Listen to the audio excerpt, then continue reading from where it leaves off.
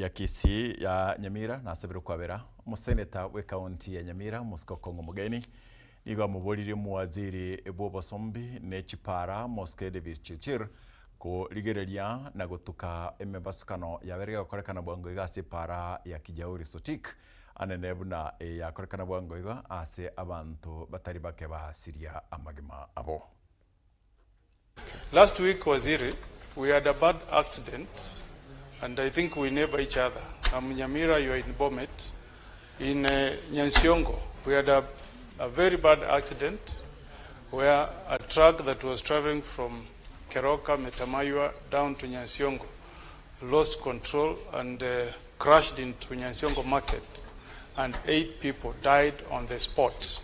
If you have data, that is coming up after another accident happened again last year in October, where we again lost 4 lives, Waziri.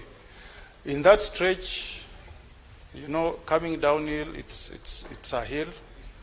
From Sotik, Chebilate down to Nyansiongo, you also go downhill. And on both sides, Waziri, you have not placed bumps to slow traffic. Before September, in April, another child at Getembe Primary School had been knocked down by a vehicle. Again, we raised these complaints, addressed the same issue before your predecessor, Murkomen, but nothing has been done so far. How long does it take, Waziri, to just place bumps on the roads for purposes of ensuring that there is safety?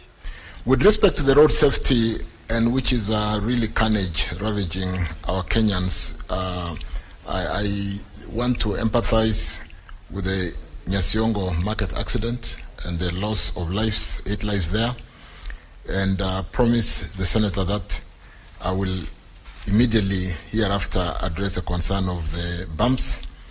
But we cannot be reacting all the time when there's an accident and then we go when we've lost lives.